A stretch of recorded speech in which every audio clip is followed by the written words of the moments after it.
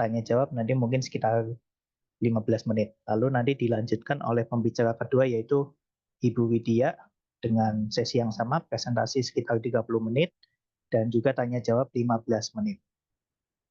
Mungkin itu penjelasan singkat dari saya. Di sini Bu Gilba sudah hadir ya, Bu? Suaranya belum masuk ya, Bu. Coba di itu.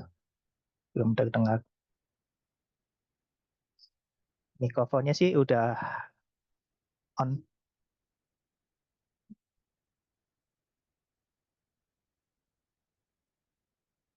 Saya ganti headset. Oke, siap, Bu Gilba.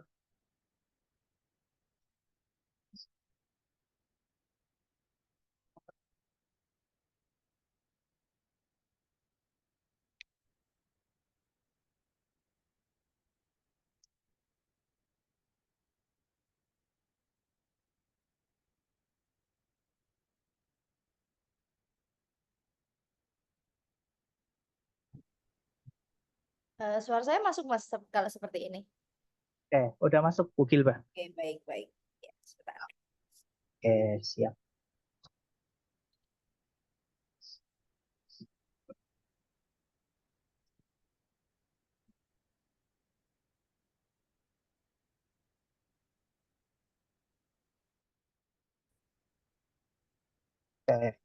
Tunggu sambil. Baik Mas, langsung dimulai atau gimana Mas? Oke, mangga Bu, waktu dan tempat saya persilakan. Oke, baik. Terima kasih Mas Raffian. Assalamualaikum warahmatullahi wabarakatuh. Selamat sore teman-teman semuanya. Selamat sore, Bu. Saya mungkin manggilnya teman-teman ya, izin ya, manggilnya teman-teman biar lebih terlihat akrab gitu ya.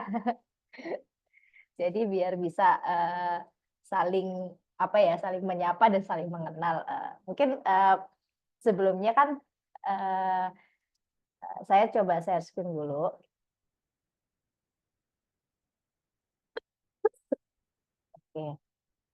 Oke teman-teman, mungkin ini adalah topiknya, temanya kan lebih baik terlambat daripada tidak sama sekali gitu ya.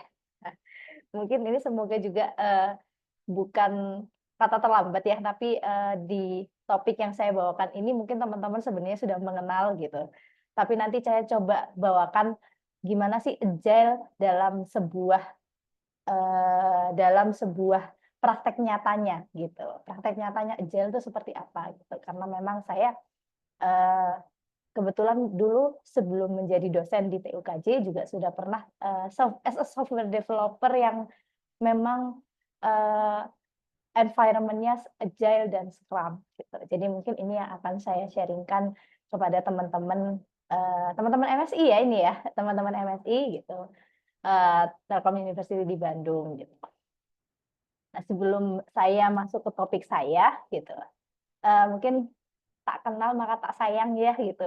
Semoga nanti kalau kita ketemu di jalan bisa saling bersapa dan bertegur sapa gitu. Jadi saya lulusan kebetulan sistem informasi ya, S1, S2 sistem informasi dari Jember University, Universitas Jember, dan yang kedua dari ITS gitu.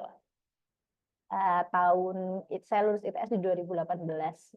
Setelah lulus ITS, saya langsung menjadi dosen di Universitas Jember juga selama 2 tahun. Setelah itu saya menjadi software developer di Telkom Indonesia. Nah, ini pengalaman itu yang akan saya bagi bersama teman-teman semuanya. Gitu. Dan yang ketiga, sekarang saya menjadi dosen di Telkom University Jakarta dari mulai 2021 sampai hari ini. Gitu. Nah, ini mungkin sekelas perkenalan saya dulu. Gitu. Untuk waktunya berapa lama tadi Mas ya? 30 menit ya? Iya, sekitar 30 menit. Oke. Nah, sebelumnya mungkin saya mau nanya dulu. Teman-teman, ada materi untuk S2 ini ada nggak materi terkait software developer gitu atau software development atau SDLC dan segala macamnya?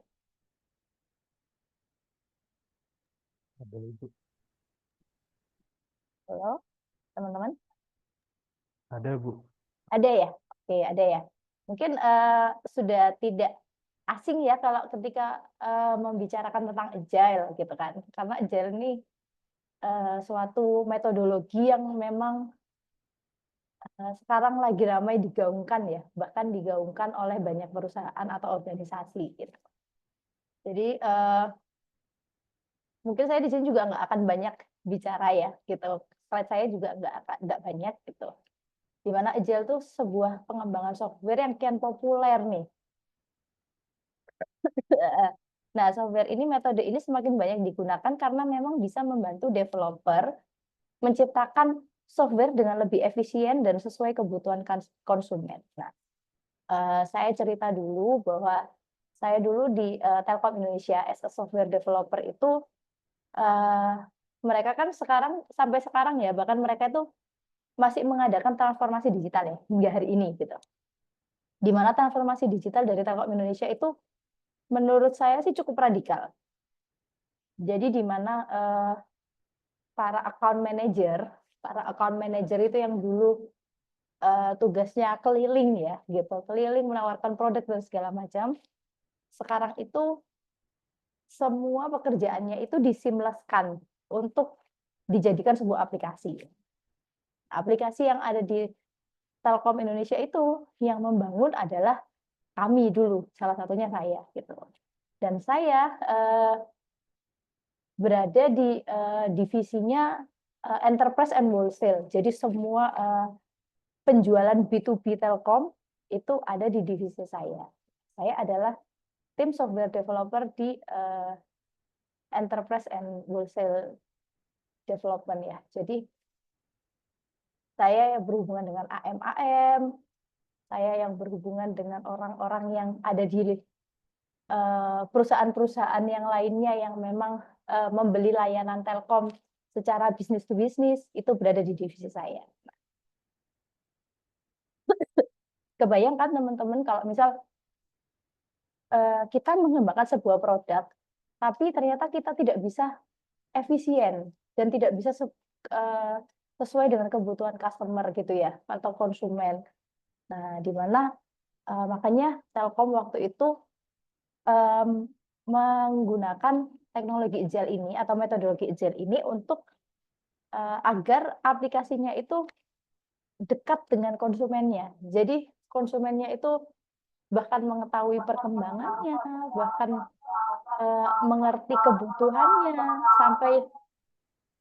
sampai bahkan kita sebagai developer ya, mungkin saat itu ketika saya bekerja akan selalu bilang, ya ganti lagi gitu. Ya ngerjainnya ganti lagi, ya revisi lagi ya. Ya mungkin itu adalah salah satu agile ya. Karena agile itu kan kita sangat dekat dengan kebutuhan konsumen ya. Bahkan minggu ini seperti ini, minggu depan berubah, itu harus kita akomodir perubahan tersebut karena memang itu adalah sesuai kebutuhan konsumen.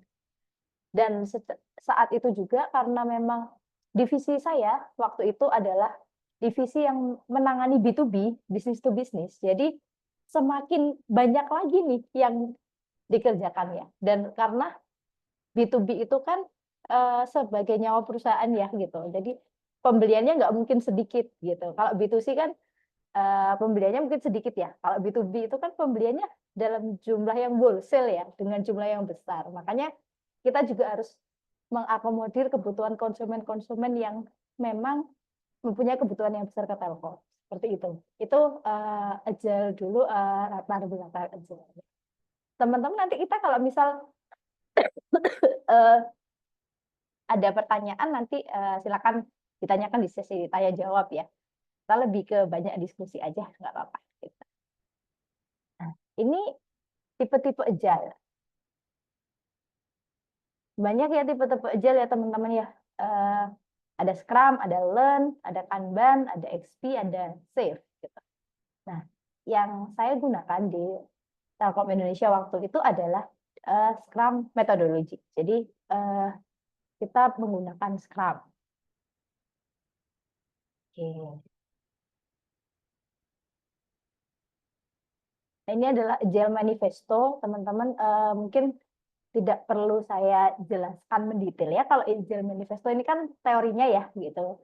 Agile Manifesto ada 4, prinsip Agile ada 12, gitu ya. Nah, yang penting yang bisa di-highlight dari Agile Manifesto maupun prinsip Agile itu adalah kita itu mengedepankan software yang berfungsi daripada dokumentasi yang lengkap, gitu. Nah, bukan berarti nggak ada dokumentasinya sama sekali, enggak, tapi dokumentasi itu harus tetap ada. Karena apa? Karena biasanya dokumentasi itu akan diminta oleh user, gitu. Jadi misal diagram itu akan tetap diminta nih sama user, gitu. Dan dokumentasi-dokumentasi lain-lain. Tapi memang kita itu mengedepankan software-nya yang berfungsi dulu daripada membuat dokumen yang lengkap, gitu. Jadi prioritasnya itu nomor 2, bukan berarti tidak ada dokumennya, gitu sih.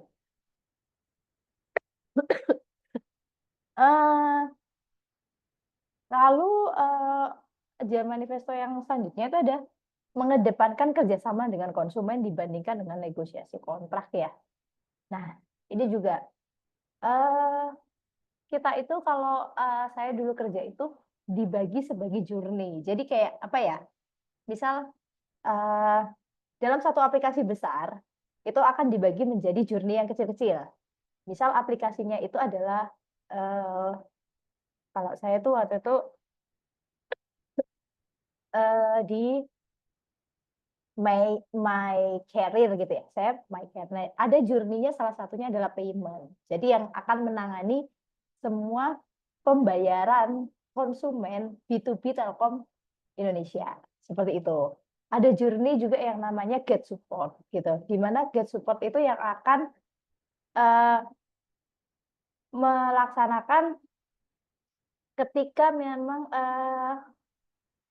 website atau fiturnya ya yang untuk mengedepankan ketika layanan-layanan di Telkom Indonesia itu yang terkait dengan B2B itu ada masalah dan kendala. Nah, itu diselesaikan di journey get support. Seperti itu sih, teman-teman. Setiap kali kita melakukan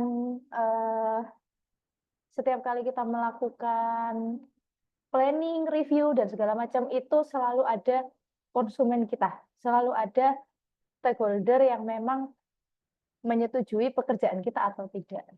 Itu yang di situ cukup challenging ya bagi developer setiap sprintnya gitu. Kalau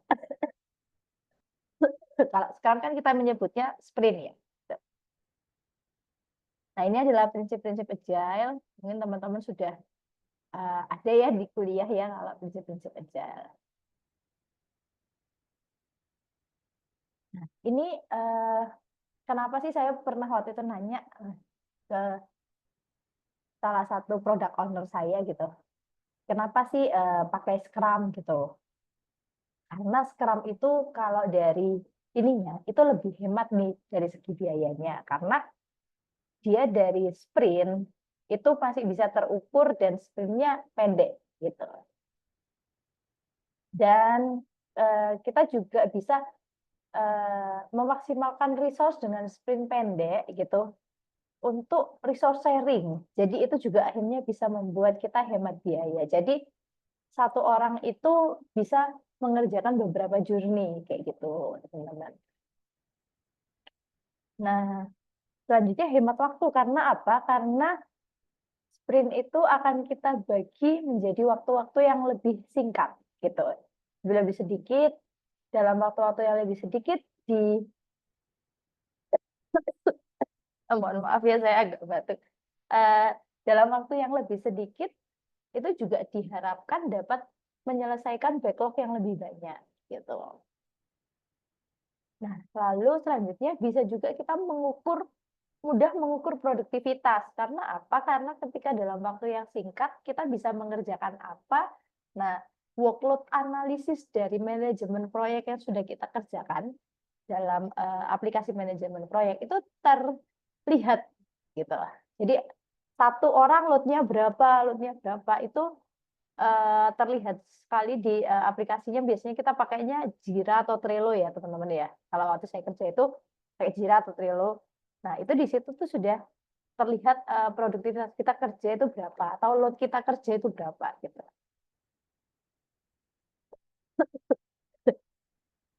Selanjutnya bisa mengikuti perkembangan teknologi dan pekerjaannya detail dan rapi ya, karena kan kita menggunakan aplikasi-aplikasi manajemen proyek yang bisa membuat pekerjaan kita lebih detail dan lebih rapi akhirnya.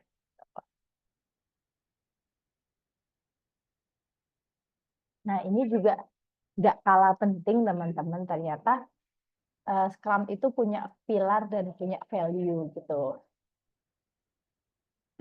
Di mana pilar Scrum dan value itu ternyata yang paling banyak saya temui ya. Maksudnya saat saya temui dalam pekerjaan itu adalah sebuah landasan yang harus kita lakukan gitu. Jadi, teman-teman kalau misal kita berada di dalam sebuah kelompok kayak gitu ya, kita tuh yang paling penting itu harus trust dulu sama teman kita. Harus percaya bahwa teman kita bisa mengerjakan job desk-nya sesuai dengan rules, sesuai dengan timeline yang ada gitu. Karena kalau kita nggak bisa percaya sama teman kita, gitu, itu tim kita akan berantakan gitu. Apalagi Scrum itu, di dalam Scrum itu satu timnya itu kan timnya kecil ya, timnya terdiri dari 3 sampai 5 orang gitu, dan harus menyelesaikan beberapa backlog atau goals dalam satu sprint gitu. Ketika timnya nggak sama-sama trust, itu akan susah teman-teman di situ gitu. Selanjutnya ada pilar ya yang namanya transparansi. Ini juga kita harus transparan nih ke teman kita. Kalau misal kita ada kendala, kita ada kita harus juga transparan sama PO kita, Mas atau Mbak, kita nggak bisa nih ngerjain ini karena datanya belum ini. Kita harus transparan. Kita nggak bisa diem aja. Kalau kita diem aja pasti akan susah dan akan berpengaruh kepada development di sprint selanjutnya, teman-teman. Gitu. Itu kalau transparansi. Terus inspeksi. Kita juga bisa harus inspeksi ke diri kita masing-masing ya. Kalau misal saya, nah kebetulan saya adalah dokumen engineer. Jadi kerjaan saya itu apa aja, itu tanpa PO saya ngasih tahu atau Scrum Master saya ngasih tahu, Mbak kerjaanmu belum selesai, itu saya harus sudah tahu kalau mana pekerjaan yang memang belum selesai dan sudah saya selesaikan gitu. Dan harus bisa cepat beradaptasi, adaptation ya, karena namanya teknologi juga bertumbuh secara cepat ya teman-teman ya. Teknologi itu bertumbuh secara cepat, bahkan kita juga kadang dipaksa untuk mempelajari suatu hal baru dalam waktu yang singkat. Nah, makanya harus adaptif di sini. Harus bisa lebih bisa beradaptasi untuk value pilarnya. Nah, untuk value-nya kita harus courage nih sama teman-teman kita gitu. Dengan tim member yang lain gitu. Kita harus fokus mengerjakan pada sprint kita. Dan selanjutnya kita juga harus berkomitmen sama pekerjaan kita gitu. Ya, dalam pekerjaan Scrum ya, kita harus berkomitmen kayak saya as a software development gitu atau dokumen engineer gitu. Saya harus berkomitmen kerjaan saya apa aja, yang dibutuhkan apa aja. Itu harus saya selesaikan gitu.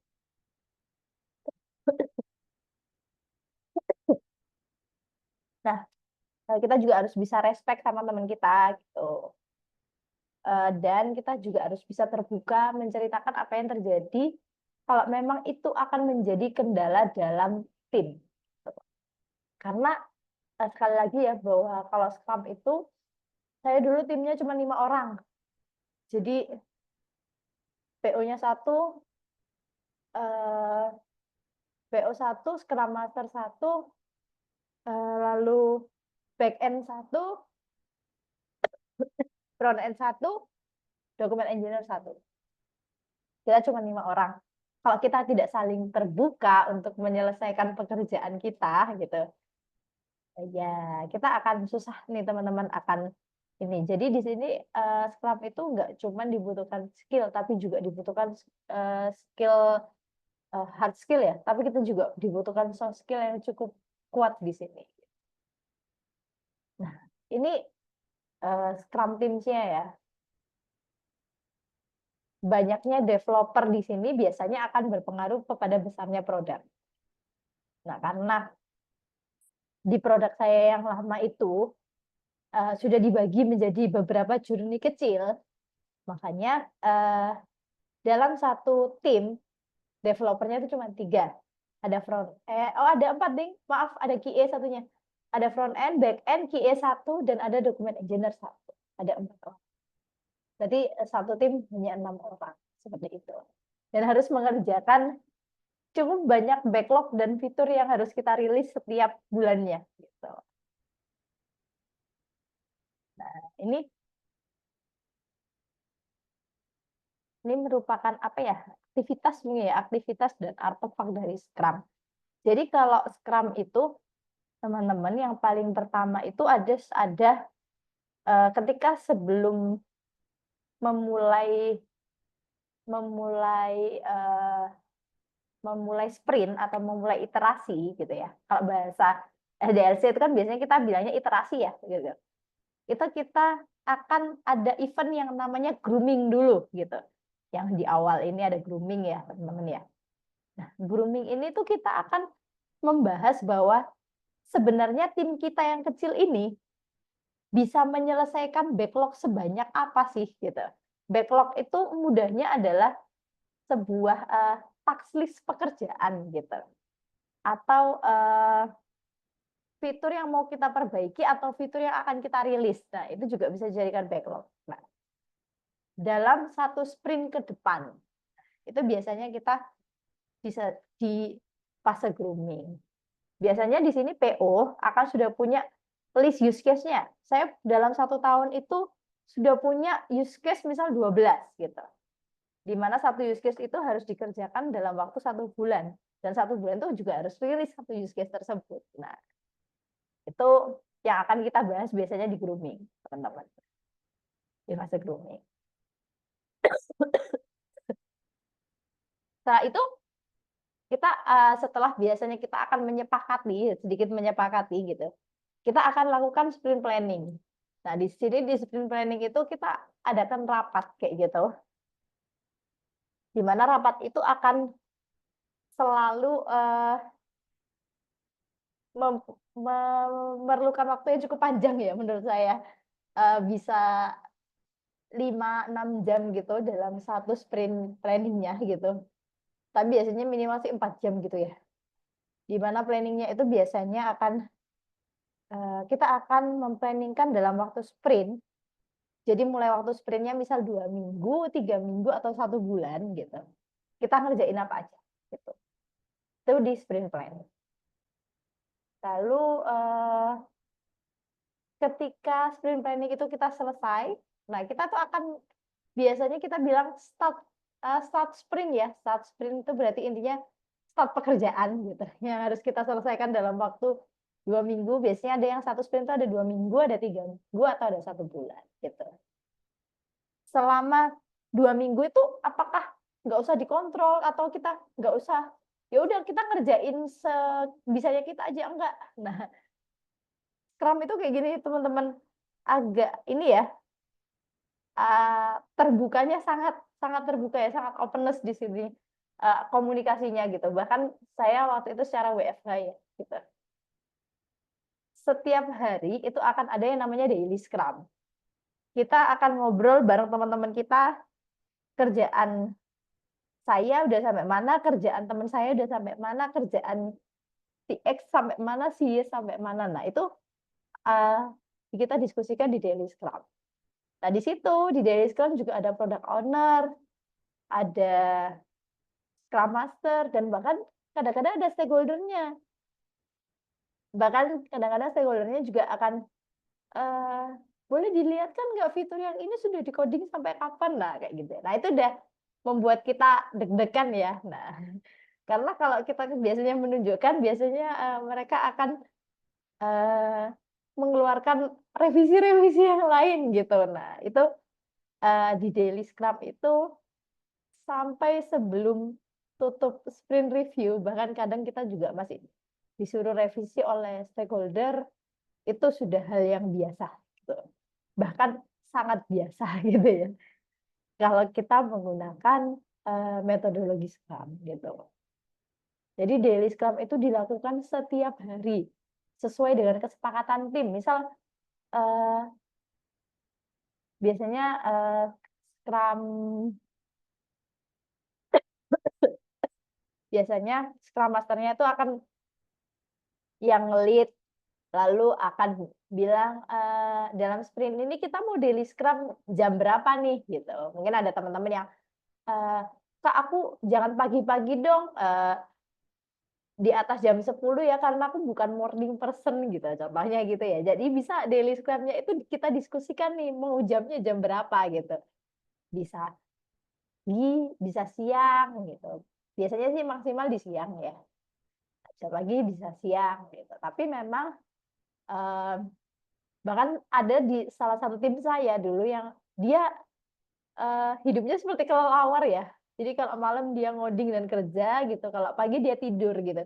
Jadi dia bisanya daily scrum-nya itu di atas jam 2 bahkan gitu. Karena dia ngerasa kalau di atas jam 12 siang itu nggak bisa bangun gitu. Jadi kita harus mengakomodir hal-hal yang seperti itu kan ya, as a team gitu. Nah, itu daily scrum teman-teman. Setelah itu ada sprint review. Nah, ketika sudah 2 minggu atau 3 minggu atau 1 bulan sesuai waktu sprint yang disepakati, kita adakan review. Nah, di review ini biasanya langsung kita review oleh stakeholder juga. Jadi kalau di waterfall itu biasanya kita nyebutnya UAT ya, user acceptance test gitu. Nah, tes sama usernya. Nah, di review ini kita juga memperlihatkan atau mendemokan hasil dari sprint kita gitu. Nah, di situ juga biasanya muncul bibit-bibit revisi yang lainnya gitu di sprint review gitu. Biasanya setelah direvisi, ada revisinya bisa dikerjakan saat itu juga dalam waktu beberapa hari atau kita alihkan ke sprint selanjutnya. Tuh. Nah, selanjutnya event yang terakhir dalam Scrum itu adalah sprint retrospektif. Nah, ini itu lebih ke apa ya?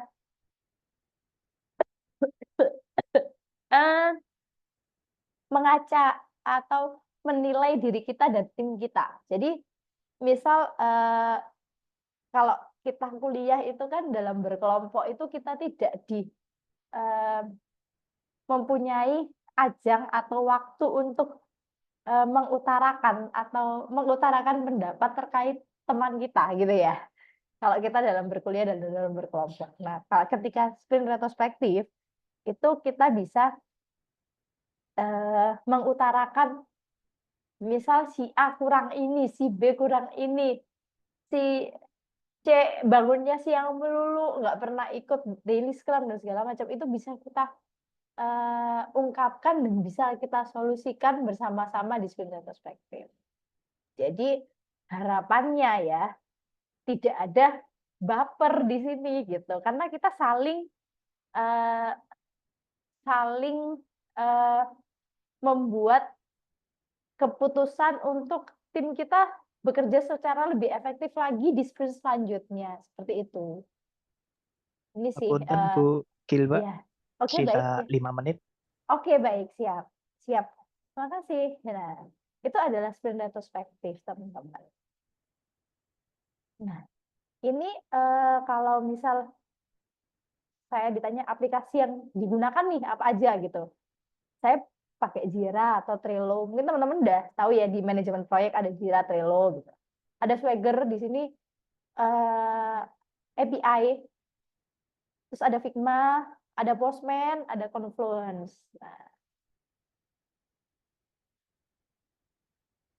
ini juga soft skill ya dan hard skill yang menurut saya harus dibutuhkan teman-teman ya ketika terjun di organisasi yang scrum banget gitu atau agile banget gitu. Komunikasi ya yang pertama, kolaborasi, adaptif dan manajemen waktu yang cukup ya. Karena dengan banyaknya revisi cukup menantang untuk kita manajemen waktunya. Dan hard skill-nya yang tentunya adalah Scrum dan perancangan dan pengembangan sistem informasi ya, yang sudah didapatkan dari teman-teman kuliah. Nah, ini saya cerita dulu sedikit aja to-do list as a document engineer pekerjaan saya dulu. Jadi biasanya saya akan mengikuti koordinasi backlog dan use case bersama product owner dan stakeholder gitu.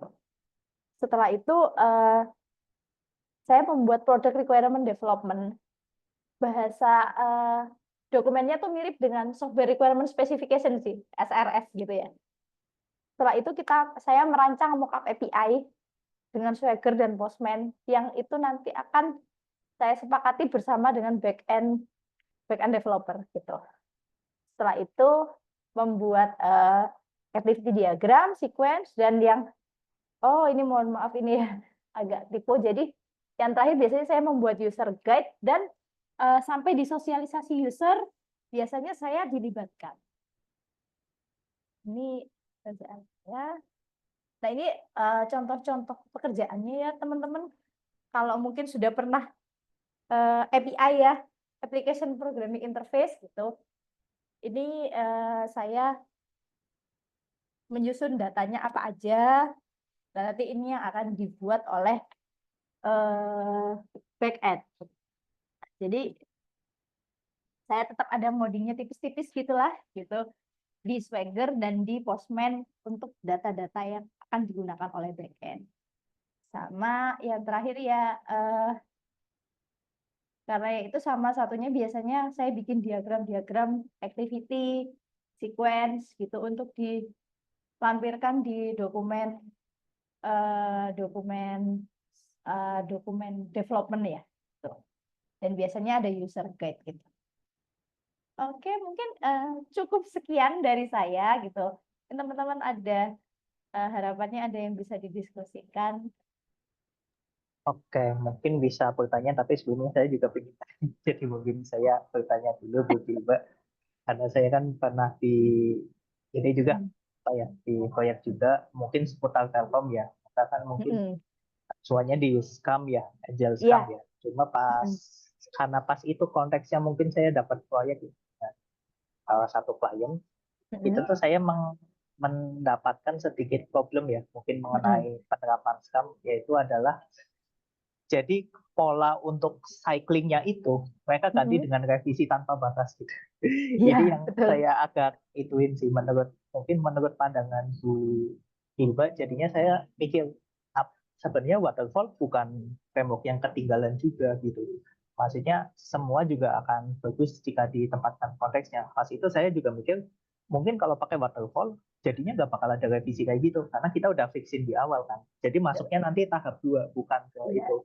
Mungkin apakah emang Scrum atau Agile ini cocoknya di yang konteksnya produk ya? Mungkin kalau kita lihat kayak SAS atau mungkin aplikasi-aplikasi yang kayak Tokopedia, Gojek itu kan mungkin cocoknya Scrum. Atau mungkin yang waterfall ini emang cocok banget untuk project yang katakan sekali beli atau mungkin ya project kerjain maintenance udah selesai gitu loh. Kalau mau ada itu MOU lagi kayak gitu. Mungkin dari tanggapan itu gimana? Karena ini emang yang maksudnya di teori di kuliah kan kebanyakan ya harus Scrum, bahkan paper pun harus Scrum ya. Maksudnya framework yang cycling gitu, tapi bukan waterfall gitu. Nah, ini gimana menurut Bu Gilbert mengenai case kayak gini? Oke, baik. Wah, ini pertanyaan yang menarik ya dari Mas Rabian. Ini diskusinya oke nih. Jadi ya kalau menurut saya itu saya setuju dengan pendapat Mas Rafian ya bahwa waterfall itu bukan software development yang ketinggalan, enggak gitu.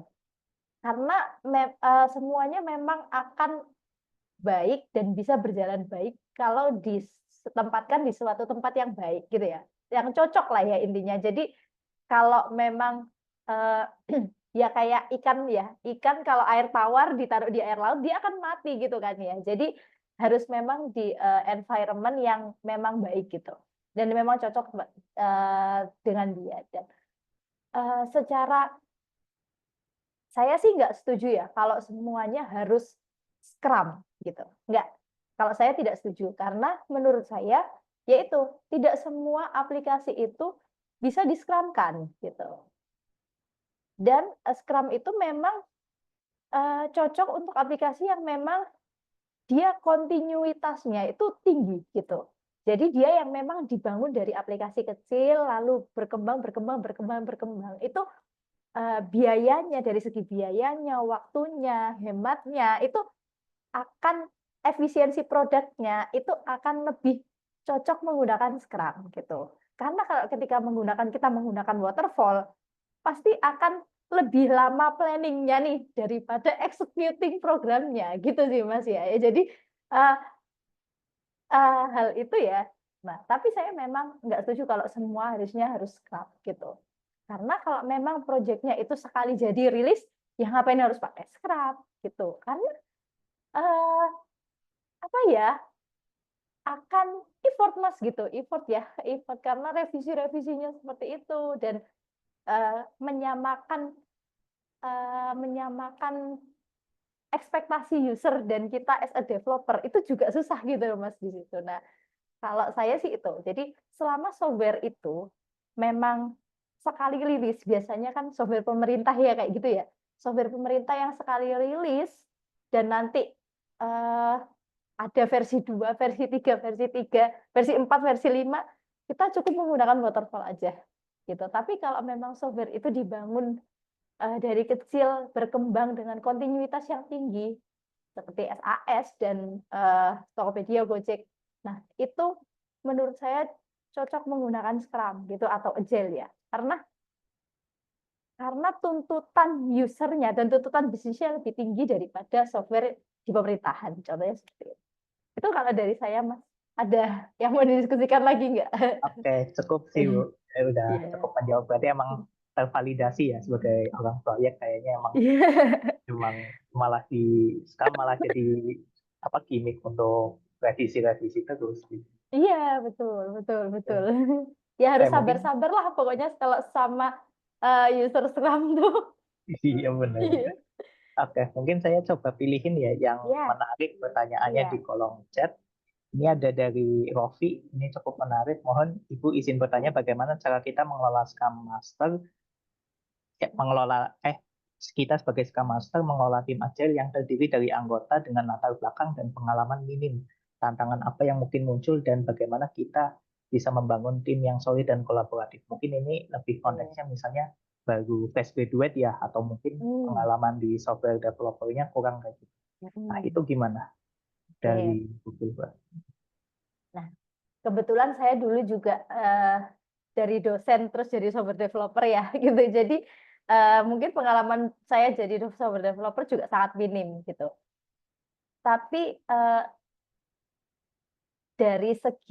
kalau ini dari segi Scrum Master-nya ya, jadi segi Scrum Master-nya. Jadi Scrum Master itu menurut saya harus orang yang memang humble dan bisa merangkul anggotanya gitu. Jadi harus bisa mengerti kayak misal anggota si A ini butuhnya apa, si B butuhnya apa, si C butuhnya apa, kita cari jalan tengah antara itu gitu. Nah, itu skill yang mungkin juga perlu dipelajari ya ketika pertama kali memanage orang gitu. Itu yang as a Scrum Master ya.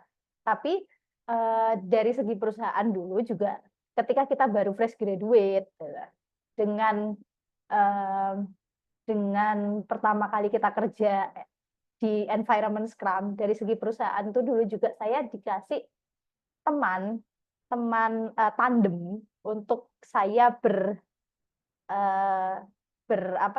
belajar lah ya, intinya saya belajar selama 1 bulan, Mas. Jadi 1 bulan itu dengan harapan kita sama-sama bisa menyelesaikan pekerjaan kita dengan sama-sama saling bertanggung jawab seperti itu. Dan jangan khawatir juga, dulu saya juga dikasih pelatihan Scrum, dikasih sertifikasi Scrum dengan harapan kita mengerti Scrum itu seperti apa dan cara kerjanya seperti apa. Itu kalau dari segi individu ya.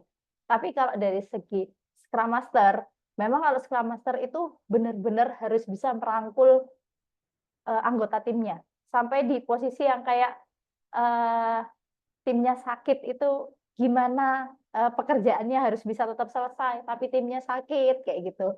Harus ada handover kah, dan skill-skill seperti itu, dan mungkin teorinya akhirnya lebih banyak ke manajemen ya, manajemen SDM itu yang harus banyak digali gitu ya Mas ya. Gitu. Dan saya juga merasakan kok ada teman yang menurut saya cukup susah diatur gitu ya. Cukup susah diatur dulu saat berada di tim gitu. Tapi akhirnya celahnya waktu itu adalah dia dengan siapa yang paling nurut gitu dalam satu tim itu. Nah, itu yang akhirnya pendekatannya dari situ. Seperti itu sih. Jadi pendekatannya bisa macam-macam kalau dari situ. Jadi tapi yang paling ini adalah skill komunikasi dan apa ya?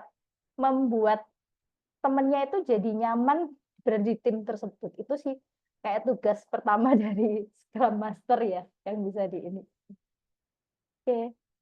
Itu mungkin dari saya. Oke. Ya mungkin sekitar 2 pertanyaan lagi, ini juga Ya, cukup banyak, jadi saya coba iya. pilih-pilih. Mungkin dari pertama dari yang selanjutnya dari Pak Adi, mungkin dari sisi product owner ini. Bagaimana menangani product owner yang mungkin kurang terlibat dan lambat dalam menentukan keputusan, atau mungkin konteksnya mungkin dia bukan dari latar belakang IT katakan, atau mungkin dia ada job lain dalam artian double job ya, kan sering Iya. kita punya jabatan struktural, habis itu kita diassign ke satu project ya, dan projectnya pun biasanya nggak cuma satu tapi 2 atau 3. Nah itu bagaimana itu dari sisi product owner?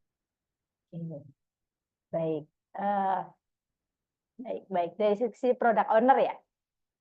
Ini product owner-nya yang double job ya berarti ya? Izin Ya, konfirmasi ya Mas. Oke. double job dan juga mungkin ya itu jadinya mempengaruhi keputusan yang Oke, baik. Nah, biasanya product owner itu dalam satu tim, kalau di tim saya itu ya, product owner itu akan punya satu pegangan orang, yaitu dokumen engineer ini. Dokumen engineer ini adalah kayak ya apa ya, kayak modelnya sekretaris gitu loh. Nanti yang dia adalah orang yang paling tahu setelah si product owner ini. Nah, biasanya hal seperti itu Mas yang dibikin. Jadi mulai use case-nya seperti apa. Nah, nanti kan kadang product owner karena memang kalau di tempat saya kerja dulu ya, karena saya juga ngerangkep, product owner-nya juga ngerangkep gitu ya.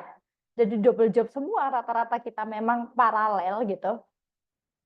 Jadi biasanya dokumen engineer ini yang akan bilang nih ke product owner-nya, Mas atau Mbak, ada kendala seperti ini nih gitu. Seharusnya ini sudah harus lebih dieskalasi gitu. Dan kendalanya bisa kendala di tim, bisa jadi kendala eksternal gitu. Kadang kalau kita misal yang susah itu kalau misal kita membangun sebuah fitur, tapi fiturnya itu berhubungan dengan third party atau pihak ketiga. Nah, itu juga kita nggak bisa ya, harus nunggu tetap pihak ketiga ya. Nah, pihak ketiga ini yang kadang memang susah. Nah, ini sungguh sangat diperlukan peran product owner yang baik ya. Kalau memang product owner-nya sibuk, ya dokumen engineer-nya harus tetap selalu bisa mengingatkan si product owner-nya. Biasanya itu dua, kalau enggak dokumen engineer-nya, ya QA-nya yang biasanya akan mepet terus ke product owner-nya biar tim kita itu tetap jalan, tetap achieve, tapi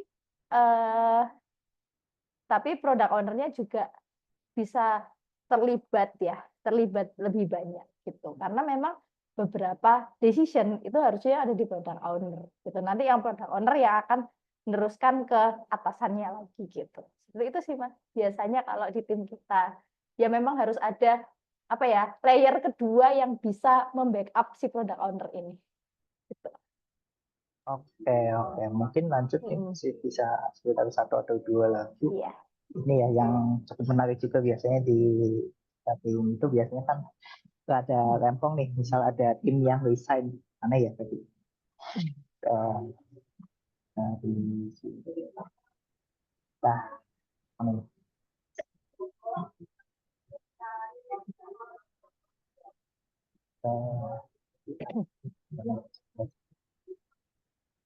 Sebentar Bu, tadi pertanyaannya.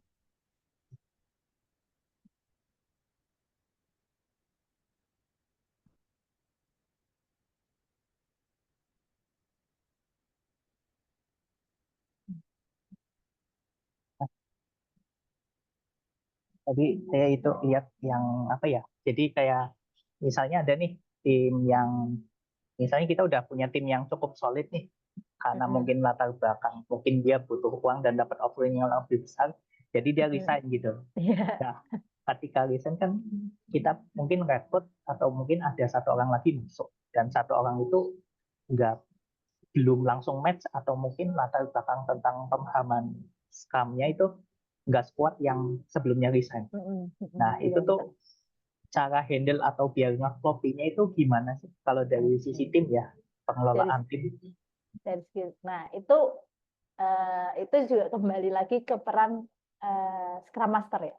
Jadi kalau peran pengelolaan tim itu benar-benar memang Scrum Master.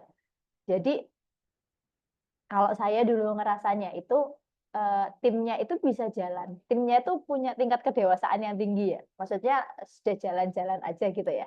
Eh, karena tim saya itu udah punya kedewasaan yang tinggi, jadi Scrum Master-nya itu akhirnya merasa, oh pekerjaan saya itu sepertinya lebih mudah gitu ya. Nah, tapi ketika misal ada yang resign dan segala macam, memang perusahaan itu memberikan kalau di perusahaan yang saya lama itu ada 1 bulan sebelum handover. Jadi itu benar-benar didampingi oleh timnya langsung. Jadi misal saya resign kan, waktu itu saya resign, sebelum 1 bulan one more notice itu, saya bahkan diminta untuk mencari pengganti yang paling tidak mirip kapasitasnya dengan saya, seperti itu. Jadi saya yang wawancarai langsung adalah tim pengganti saya itu adalah siapa dan berharapnya bisa langsung match gitu. Itu yang pertama. Dan yang kedua didampingi selama 1 bulan. Dan biasanya selama 3 bulan sekali kita tuh ada 360 review tim, Mas. 360 derajat review tim itu dan itu yang akan berpengaruh kepada penilaian pribadi kita. Nah, biasanya Scrum Master itu akan membawa itu nih. Nah, kamu dinilai ini, kamu mau berubah enggak gitu.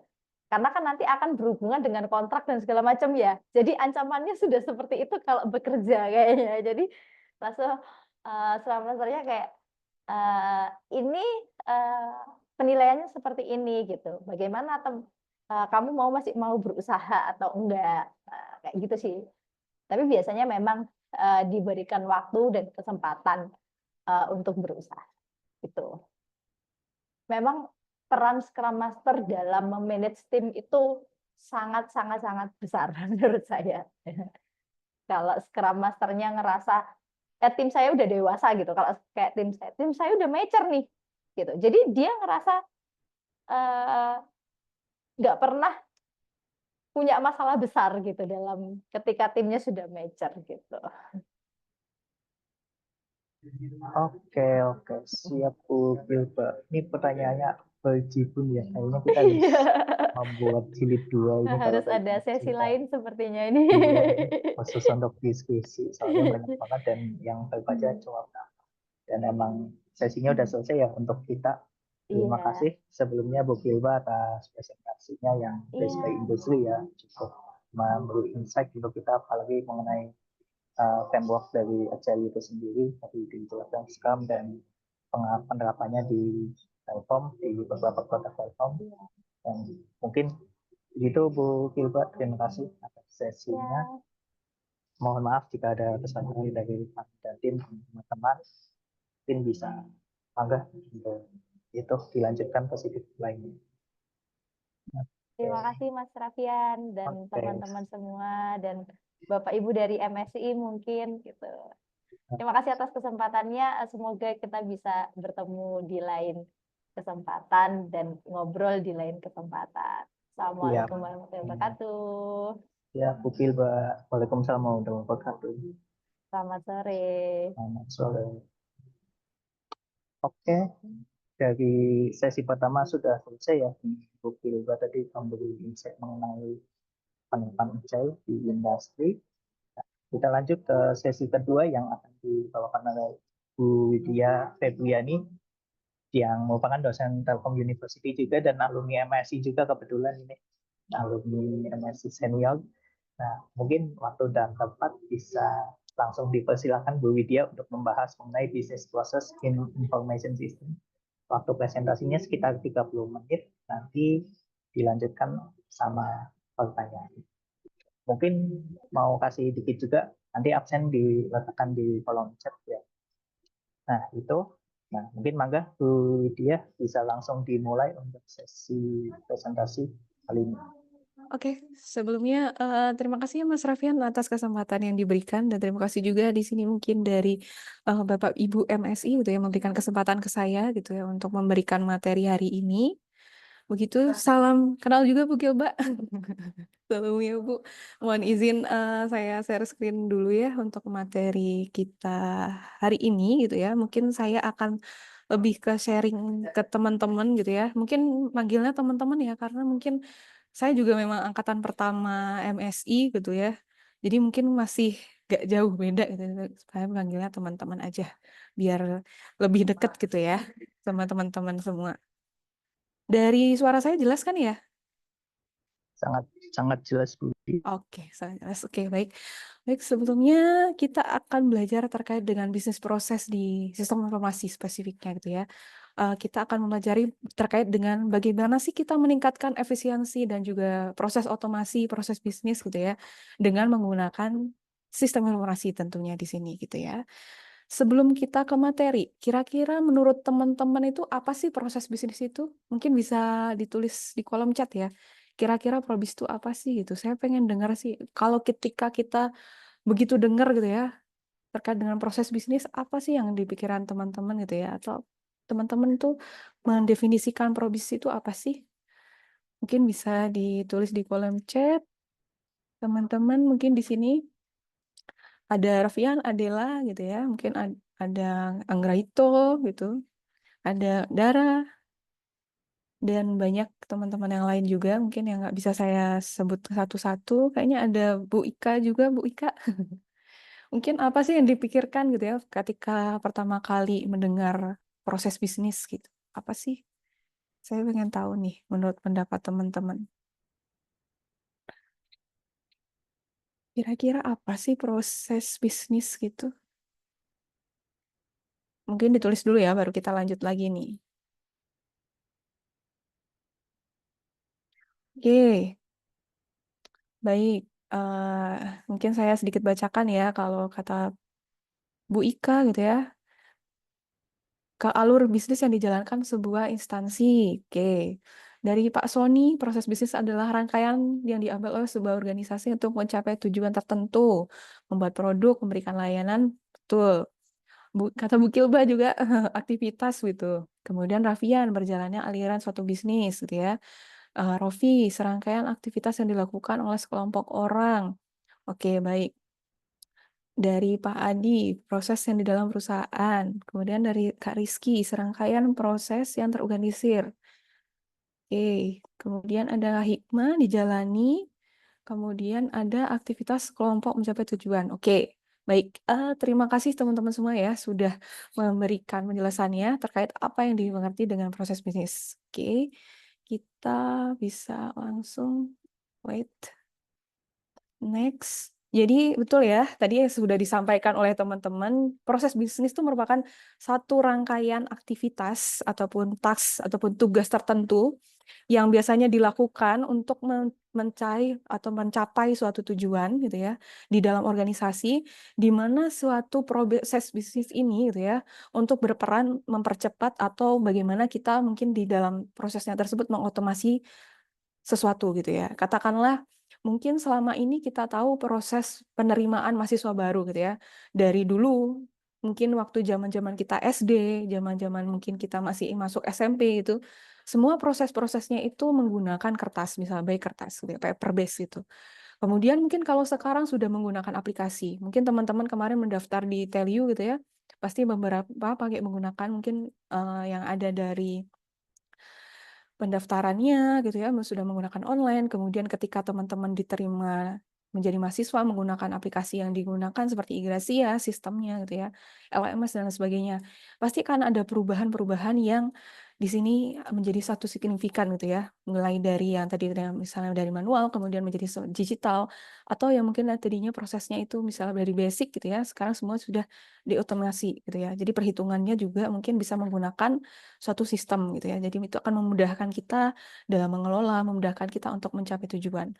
Katakanlah dalam proses bisnis ini juga bisa digunakan dalam pengambilan suatu keputusan yang terbaik gitu ya. Jadi katakanlah sebagai kita seorang yang ingin merancang perbaikan pada suatu sistem. Mungkin tadi Ibu Gilba sudah menjelaskan terkait dengan agile. Kemudian terkait dengan beberapa mungkin software development itu seperti apa saja, flow-nya kayak gimana. Pasti biasanya berangkat dari bagaimana suatu proses itu ya. Core-nya adalah prosesnya itu yang akan kita jadikan sebagai dasar ataupun landasan ketika kita untuk menjadi nanti lebih baiknya seperti apa. Oke, baik yang berikutnya. Wait, kita akan lanjutkan. Oke, di sini ada beberapa yang menjadi poin penting gitu ya teman-teman. Di mana kalau proses bisnis ini tentunya mendapat suatu perhatian yang besar gitu ya. Big attention gitu ya. Ketika kita berbicara terkait dengan administrasi bisnis, kemudian kita berbicara terkait dengan ilmu komputer, teknologi informasi, atau bahkan mungkin beberapa operasi-operasi yang ada di suatu perusahaan dan juga berkaitan dengan kegiatan community gitu ya, ataupun kegiatan-kegiatan yang nggak di perusahaan aja, atau misalnya ketika kita mempunyai suatu usaha gitu ya, misal kita sebagai entrepreneur atau kita mungkin nggak di bidang IT aja gitu ya, kita mau mensosialisasikan sesuatu gitu ya, kayak misalnya yang paling dekat sama kita gitu ya terkait dengan tesis gitu ya, mungkin kita perlu ada proses bisnis yang jelasnya. Mungkin tesis itu dimulai dari apa sih, step by step-nya, berapa kali bimbingan, siapa saja yang bertindak di sana, aktornya siapa aja gitu ya. Itu yang akan menggambarkan kita tahu orang-orang yang terlibat tuh siapa saja sih, kemudian bagaimana sih mereka sampai mencapai tujuannya masing-masing, katakanlah sebagai dosen. Berarti dosen itu apa saja sih inputannya yang akan diterima sampai dengan mungkin dia harus melakukan apa. Sedangkan sebagai mahasiswa berarti outputnya yang akan kita dapatkan ataupun inputan yang kita harus lakukan apa sih? Misalnya bimbingan. Kemudian dari bimbingan nanti sampai dengan mungkin adanya proposal, kemudian nanti teman-teman presentasi sampai dengan selesai teman-teman nanti graduate. Nah, itu bukan satu siklus yang ada di dalam proses gitu ya. Itu mungkin secara generalnya itu ya terkait dengan proses. Nah, tentunya gitu ya, ketika kita berbicara terkait dengan proses ini ya, itu pasti berkaitan juga terkait dengan perangkat lunak yang ataupun software yang mungkin disediakan. Ataupun mungkin kita akan merancang si proses bisnis ini menggunakan apa saja sih? Atau misalnya kita membutuhkan apa saja untuk mencapai si proses bisnis yang terbaik gitu ya. Sebenarnya tools yang dipakai itu banyak banget ya. Mungkin dari yang paling sering kita dengar gitu ya kayak Draw.io, terus Bizagi gitu ya, mungkin yang free resource-nya gitu ya. Itu bisa dipakai, atau mungkin yang di Teliu itu ya bisa juga pakai visual paradigm gitu ya. Jadi banyak banget tools yang bisa digunakan oleh teman-teman di sini untuk merancang suatu aplikasinya. Tuh. Kemudian kita akan beralih yang ke berikutnya ketika kita berbicara terkait dengan tujuannya gitu ya. Tujuannya adalah mempersempit dari si kesenjangannya itu sendiri gitu ya. Kesenjangan yang ingin kita capai gitu ya dengan konsep dan juga teknologi terkait dengan manajemen proses bisnis yang terbaik. Dan tentunya instrumen-instrumen yang diutamakan itu adalah bagaimana kita bisa meningkatkan efektivitas dari aktivitas-aktivitas yang ada, kemudian feedback-nya itu seperti apa ke kita, dan bagaimana kita mengantisipasi adanya mungkin kegagalan ataupun kerugian terhadap pengimplementasian yang ada gitu ya. Kemudian yang berikutnya adalah kita berbicara secara teknologi, di mana teknologi digunakan untuk mendukung suatu proses bisnis itu. Jadi semakin banyak yang dilakukan secara katakanlah secara manual gitu mungkin akan tidak terlalu efektif. Bagaimana jika kita menggunakan teknologi untuk mendukung ataupun kita mempercepat proses yang ada, itu akan jauh lebih efektif, lebih efisien gitu ya.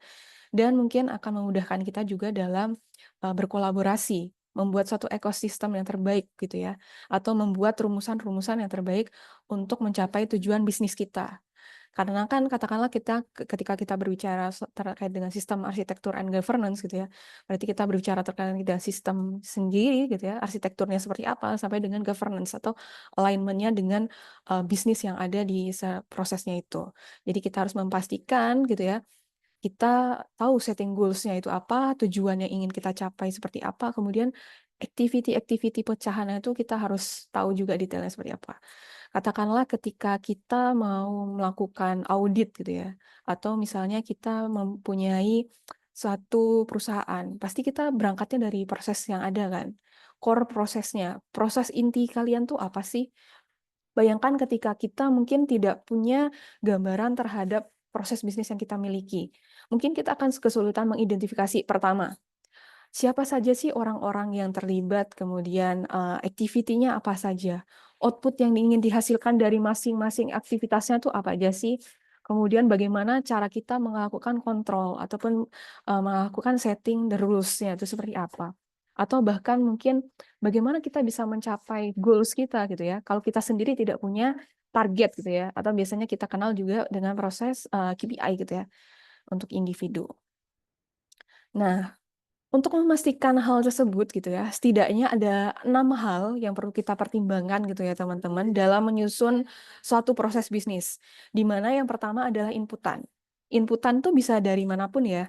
Bisa dari kondisi existing di perusahaan, di organisasi gitu ya, sumber daya yang kita miliki, informasi-informasi semua yang kita diperlukan gitu ya.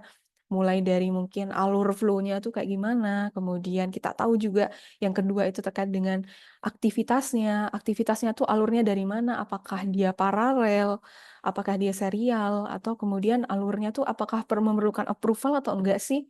Kalau memerlukan approval, apakah kita memerlukan percabangan? Katakanlah percabangan tuh ya mungkin teman-teman juga sudah tahu ya, misalnya apakah paralel yang satunya diberikan, kemudian seperti apa gitu ya prosesnya.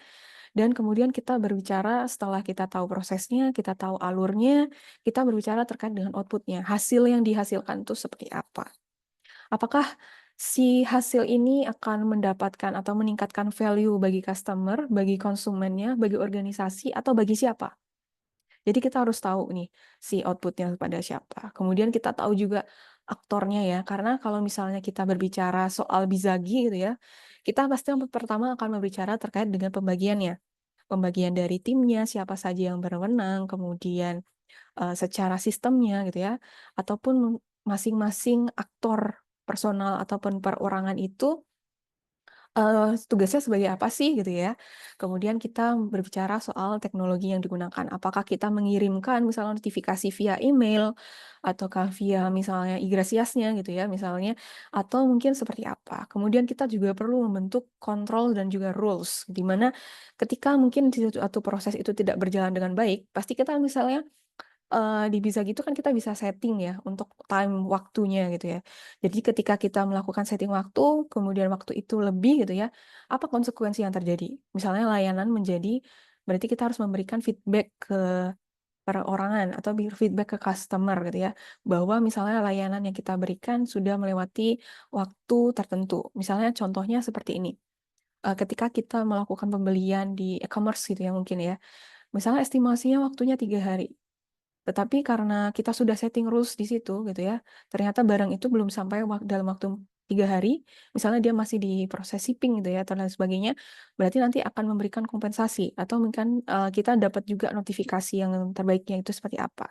Nah, itu juga salah satu kontrol dan juga rules yang bisa diberikan gitu. Oke. Nah, kemudian kalau kita berbicara soal jenis-jenisnya gitu ya, setidaknya ada 3. Yang pertama adalah core bisnis proses atau biasanya ini adalah proses bisnis utama gitu ya. Biasanya kalau misalnya kita berbicara soal core bisnis proses itu adalah kalau misalnya kita usahanya di bidang pendidikan berarti kan berkaitan dengan pendidikan. katakanlah berarti proses akademiknya gitu ya. Atau misalnya kita berbicara soal yayasan pendidikan, berarti kita berbicara juga terkait dengan core proses bisnis yang ada di sana. Misalnya dari bidang primary and secondary education-nya, atau misalnya di bidang yang university-nya itu seperti apa, atau misalnya core proses bisnisnya adalah proses produksi manufaktur gitu ya, perusahaan manufaktur. Berarti bagaimana kita menjabarkan core bisnis prosesnya berkaitan dengan proses produksi yang ada di perusahaan tersebut. Kemudian kalau misalnya dari berbicara terkait dengan proses penjualan gitu ya, di perusahaan retail, berarti yang pertama kita buat adalah bagaimana core proses bisnis di penjualan ataupun retail. Kemudian kalau supporting gitu ya, berarti proses pendukung, baik misalnya pendukungannya dari unit IT misalnya, atau dukungannya dari dari unit human resource, dukungan dari unit-unit yang lain gitu ya, misalnya inventaris, dari sisi sekretariat atau yang lain sebagainya gitu. Nah, itu menjadi suatu pendukungnya gitu ya. Kemudian kalau dari sisi manajemen proses, berarti kita berbicara terkait dengan proses-proses yang ada di sisi manajemen. Katakanlah contohnya di sini adalah bagaimana kita melakukan monitoring kinerja dari pegawai. Berarti kan itu kan sebenarnya ada ya. Itu adalah monitoring pegawai itu adalah untuk kepentingan memantau, mengukur, dan juga mengontrol dari proses yang ada gitu ya, secara manajemen. Manajemen dari si kinerjanya individu masing-masing pegawai. Atau misalnya katakanlah itu adalah untuk proses manajemen di unit masing-masing atau direktorat masing-masing. Kemudian kita akan berbicara terkait dengan perencanaan strategisnya seperti apa. Nah, itu adalah manajemen proses. Jadi harapannya setidaknya ada 3, di mana ada core bisnis proses, yang kedua adalah supporting proses ataupun proses mendukung, kemudian yang ketiga adalah manajemen prosesnya itu sendiri secara manajerial. Oke. Kemudian yang berikutnya adalah tahapan proses pengembangannya gitu ya. Setidaknya ada 6, dimulai bagaimana kita melakukan identifikasi seperti yang saya sudah jelaskan sebelumnya gitu ya. Bagaimana kita mengidentifikasi proses yang ada, kemudian proses yang ada itu mungkin ada yang secara teknis, mungkin itu bisa juga ya secara teknis dibuat, tapi kalau secara teknis tuh biasanya nanti jadinya dia adalah instruksi kerja. Jadi kalau untuk proses bisnis utama itu mungkin kita yang bisa digambarkan adalah proses bisnis intinya. Katakanlah contohnya ketika kita berbicara soal network gitu ya. Ketika network mati gitu ya, apa yang harus dilakukan? Misalnya melakukan pengecekan dari si kabelnya seperti apa, koneksinya kayak gimana, dari mungkin dari sisi si host itu kayak gimana dan sebagainya macamnya gitu ya, atau dari sisi aplikasi itu kan mungkin secara teknis. Itu mungkin bisa aja langsung masuk ke instruksi kerja gitu ya. Sedangkan untuk yang proses bisnis yang utama gitu ya, berarti bagaimana si layanan networking ini bisa sampai ke customer gitu ya. Berarti apa yang delivery value to customer-nya itu apa sih? Itu yang paling penting. Jadi jangan salah mentang-mentang kita buat instruksi gitu ya. Jadi kita bikin semuanya instruksi detailnya dari awal sampai akhir itu enggak kayak gitu. Tapi kita lebih ke generalisasinya itu seperti apa. Itu proses bisnis. Kemudian kita mulai ke desain ataupun perancangan. Kita membuat flowchart-nya, kemudian kita lihat nih, flowchart-nya kita mau berdasarkan apa, apakah kita mau menggunakan Bizagi, atau kita mau menggunakan tadi Draw.io gitu ya, yang paling mudah gitu ya, atau menggunakan visual paradigm dan lain sebagainya, itu bisa banget ya. Kemudian kita mulai merancang modelingnya gitu ya, simulasikan prosesnya, execution, kemudian kita akan melakukan monitoring dan juga controlling terhadap proses bisnis yang telah kita buat gitu ya. Dan yang terakhir adalah kita melakukan optimization atau mengoptimalkan proses agar lebih efisien. Nah, bagaimana cara mengoptimalkannya? Mungkin nanti akan saya bahas di slide-slide berikutnya gitu ya. Kita lanjutkan dulu ke yang berikutnya, yaitu berkaitan dengan peranan sistem informasi gitu ya untuk probis. Yang pertama, jelas gitu ya dari sisi otomasinya. Bagaimana kita melakukan pengurangan terhadap intervensi gitu ya. Bagaimana pemrosesan data itu bisa dilakukan secara cepat, tepat, sasaran, efektif, dan efisien. Automation. Yang kedua adalah proses integrasi yang jelas. Kemudian bagaimana aktivitas itu tuh tidak saling tumpang tindih, terus nggak ada proses yang dimana saling menyalahkan gitu ya. Misalnya, ya kan proses bisnis yang core itu kan ada mungkin di unit A, Sedangkan unit B bilang, enggak, ini proses bisnis saya. Atau sebaliknya, ketika terjadi insiden, unit B lepas tangan. Padahal ini sebenarnya core proses bisnis dari unit B. Nah, integrasi yang seperti ini untuk memastikan adanya pembagian job desk, pembagian aktornya siapa saja, pembagian proses bisnis core, pendukung, dan juga manajerial itu kayak gimana tuh jelas dan clear. Kemudian yang berikutnya adalah bagaimana dari sisi monitoringnya. Bagaimana kita melakukan monitoring dengan baik, secara real time. Kita tahu juga mungkin kita bisa koneksikan gitu ya, si proses bisnisnya ini dengan real time dashboard gitu ya, atau misalnya seperti apa. Dan tentunya yang terakhir adalah bagaimana si proses bisnis ini bisa mendukung pengambilan keputusan yang terbaik. Misalnya kita memanfaatkan AI, memanfaatkan business intelligence, atau misalnya memanfaatkan teknologi yang lain seperti itu. Oke. Kemudian ini beberapa contoh implementasinya. Sebenarnya nggak cuma dari 3 hal ini aja, tapi setidaknya mungkin kalau kita kaitkan dengan enterprise system gitu ya, ada 3 hal. Bisa pertama dari enterprise resource planning. Jadi bagaimana mengintegrasikan gitu ya proses bisnis utama yang ada dengan modul-modul yang ada terkait dengan enterprise resource planning, kayak misalnya dari akuntansi, human resource-nya kayak gimana, manajemen rantai pasok, dan juga platform-platform yang lain. Kemudian kalau kita berbicara terkait dengan customer relationship management, berarti bagaimana kita melakukan pengelolaan interaksi gitu ya dengan pelanggan, bagaimana kita meningkatkan layanan gitu ya. Dan yang terakhir mungkin yang dari sisi supply chain management, bagaimana kita melakukan monitoring terhadap supplier gitu ya, dari hulu sampai dengan hilirnya seperti apa. Oke. Kemudian kita lanjutkan, ini teknologi, ini sekilas saja, ada mungkin bisa memanfaatkan cloud computing, AI, machine learning, Internet of Things, dan juga big data analytic gitu ya dalam pengambilan keputusan. Oke, kemudian untuk life cycle ini sebenarnya hampir sama sebenarnya sama siklus yang tadi. Cuman ini mungkin secara siklusnya kalau misalnya teman-teman tanya gitu ya, sebenarnya bisa nggak sih kalau dibuat siklus? Bisa banget. Dimulai dari pertama, kita melakukan proses identification, discovery gitu ya, ada proses discovery, kemudian proses discovery ini didapatnya dari proses arsitektur, kemudian kita melakukan proses analisis, di mana kita dapatkan proses analisis ini dari proses modeling as is, ataupun kondisi existing yang ada, kemudian kita melakukan proses redesign gitu ya, mendapat ada keuntungan mungkin atau kerugian atau dari weakness and strong-nya seperti apa, impact-nya kayak gimana gitu ya. Kemudian kita melakukan implementasi untuk perbaikan modelnya, melakukan monitoring, dan balik lagi gitu ya, dari proses discovery-nya itu seperti apa, di siklus life cycle-nya. Oke. Nah, kalau tadi kita sudah berbicara terkait dengan proses redesign, jadi untuk bisnis proses re-engineering gitu ya, yaitu proses untuk melakukan re-engineering ataupun melakukan perombakan gitu ya, secara besar-besaran gitu untuk meningkatkan produktivitas, efisiensi, dan kualitas dari dukungan teknologi. Jadi katakanlah tadi banyak proses yang masih secara manual, kita melakukan perubahan yang besar gitu ya di sini. Di mana gitu ya, dari keuntungan yang dilakukan yang pertama pastinya efisiensi operasional, kemudian peningkatan transparansi, peningkatan kualitas, pengambilan keputusan yang lebih baik, dan juga dari sisi adaptabilitasnya, beradaptasi dengan perubahan pasar yang mungkin naik turunnya gitu ya, perubahannya sangat cepat, sangat masif gitu. Data yang diambil juga mungkin dia sangat akurat untuk mendukung keputusan strategis terkait dengan regulasinya kayak gimana gitu ya. Sampai dengan mungkin bagaimana keputusan yang diambil terbaiknya seperti apa.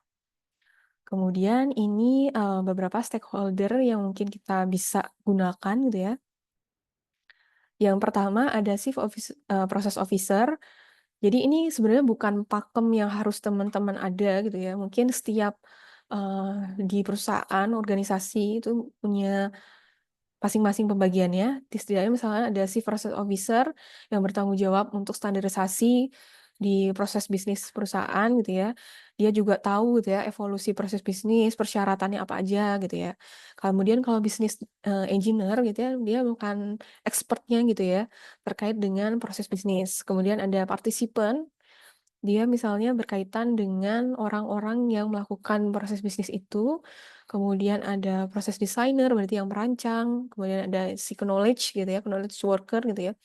Dia sudah memiliki kemampuan gitu ya terhadap beberapa software-software yang mungkin gitu ya. Jadi ini istilah-istilah aja sih yang biasa dipakai. Kemudian Widya, ada dari ya. punten sekitar 4 menit lagi. Oke, ya, aman. Kemudian ada proses owner gitu ya, pemilik proses bisnisnya, kemudian ada sistem arsitekturnya seperti apa, dan juga developernya. Oke, ini mungkin sekilas dari si proses bisnisnya. Jadi mungkin kita pasti gambarnya gini ya, ada pembagiannya, mulai dari buyer dan juga reseller, misalnya contohnya seperti ini, kemudian nanti dia akan cek order, kemudian nanti dia misalnya di proses paralel, kemudian apa, ngirim invoice sama si produk, kemudian nanti sampai dengan achieve-nya seperti apa gitu ya. Ini untuk keterkaitan bisnis proses dan SOP gitu ya, atau standard operation procedure, di mana ini merupakan langkah-langkah proses gitu ya, yang harus ada gitu ya. Yang pertama untuk dokumentasi probisnya secara jelas, kemudian membantu memastikan proses bisnisnya ini juga terperinci, kemudian kita tahu juga prosesnya seperti apa, kemudian memudahkan pelacakan dan juga evaluasi, dan juga mungkin bisa diintegrasikan dan juga mengoptimalkan. Ini mungkin sekitar gambaran-gambarannya. Jadi nanti misalnya ada pembagiannya gitu ya, aktornya siapa aja, kemudian proses yang dilakukan. Kemudian ini kalau misalnya kita melakukan analisis redesign, ada klasifikasi aktivitasnya, ada value edit, business value edit, dan juga non value edit gitu ya. Baru kita masuk ke proses business targeting. Sorry ini agak cepat karena mungkin waktunya terbatas. Dan ini nanti sampai dengan proses business targetingnya seperti ini gitu ya. Oke, jadi intinya gitu ya, suatu proses bisnis sistem informasi itu akan meningkatkan efisiensi dan juga kualitas, di mana kita akan memastikan pengguna itu bisa menggunakan teknologi dengan baik, kita bisa melakukan otomatisasi, mengintegrasi, dan melakukan pengambilan keputusan dengan baik. Dan pastikan semua pemanfaatan ini bisa berguna untuk kita dapat bisa terus berkembang gitu ya, sesuai dengan ranahnya IT gitu ya, dan kita bisa melakukan perubahan yang lebih baik dan tetap kompetitif di era digital. Oke, mungkin cukup sekian dan saya kembalikan lagi ke moderator. Oke, terima kasih untuk Mbak Widya atas presentasinya ya. Mungkin di sini ada yang mau on mic dulu untuk bertanya. Atau mungkin bisa langsung di kolom chat dulu ya. Mungkin pada malu-malu nih sore ini pada. Mungkin karena bukan Pak Muharman ya, jadi malu-malu. Kalau Pak Kalau Muharman ada Pak langsung, Muharman biasanya ditunjuk ya. iya, langsung ditunjuk, kalau enggak langsung on cam semua. Oke. Nah, mungkin Ya, jika belum ada yang bertanya, mungkin saya sambil bertanya Mbak iya Widya. boleh. Jadi saya pernah, jadi mungkin lebih ke itu ya, bisnis proses ini sebagai itu ya, transformasi ya. Nah, jadi kan saya pernah menghandle satu proyek di desa ya, Hibah Delyu. Nah, itu jadi satu desa itu tuh kita coba transformasi untuk UMKM-nya kayak gitu. Dari mungkin katalognya atau mungkin secara penjualannya ya. Jadi disatukan di satu katalog, tetapi penerapannya tuh kayak di akhir tuh penerapannya kayak kurang optimal. Padahal beberapa data sudah kita ambil dan case serupa juga terjadi di ada satu UMKM gitu ya, yang ibaratnya mereka udah punya nih satu aplikasi dedicated untuk pemesanan dan apa-apa, tapi ujung-ujungnya kembali lagi ke aplikasi yang emang udah existing mereka pakai kayak WhatsApp mungkin atau Facebook kayak gitu. Nah, di titik itu gimana sih cara kita apa ya, mungkin sebagai business owner ya atau mungkin enabler itu biar supaya transformasinya itu berjalan lancar sih. Secara bisnis proses kan kita udah transformasi nih ke aplikasi, apakah itu langsung jadi paten kayak gini apa gimana kayak gitu. Nah, itu gimana, Mbak? Dan di proses apa atau mungkin rujukan yang cocok untuk di case itu gimana ya, Mbak? Oke, baik. Kalau berbicara soal UMKM ya ini berarti ya konteksnya ya UMKM ya. Betul. Eh, kalau misalnya kita berbicara soal UMKM itu kan nggak cukup sekali atau dua kali kita memberikan pelatihan ke mereka ya. Karena kan kalau berbicara soal proses bisnis, kemudian dari level pengetahuan dan kebiasaan mungkin akan berbeda juga antara kita mungkin yang biasa di perkuliahan dan juga mereka. Karena mungkin karena sudah biasanya mereka karena yang cepat aja via WA gitu ya. Jadi memang harus ada proses yang berulang untuk melakukan pelatihan tersebut gitu ya. Jadi nggak cukup pembimbingan itu di awal saja, tapi misalnya katakanlah dalam 1 minggu, misalnya kita harus punya setting goals nih, kayak yang tadi ya, tujuan utamanya itu apa. Misalnya kita tujuan utamanya adalah bagaimana sistem ini bisa terintegrasikan gitu ya. atau sistem ini gimana kita membuat suatu proses bisnis yang mirip banget gitu ya, mungkin ya, hampir mirip dengan kebutuhan yang memang mereka mau gitu. Katakanlah tadi untuk aplikasinya untuk pencatatan misalnya ya, pencatatan, transaksi mereka, katakanlah bisa seperti itu. Berarti kan mungkin yang mereka butuhkan adalah misalnya untuk melihat apakah hari ini saya untung atau enggak. Nah, bagaimana mereka menentukan mereka untung atau enggak? Bagaimana kita menginfluence mereka agar bisa menggunakan aplikasi tersebut adalah dengan misalnya setting goals. Oke, dalam 1 minggu ini mungkin Bapak Ibu bisa melakukan pencatatan di aplikasi A gitu ya.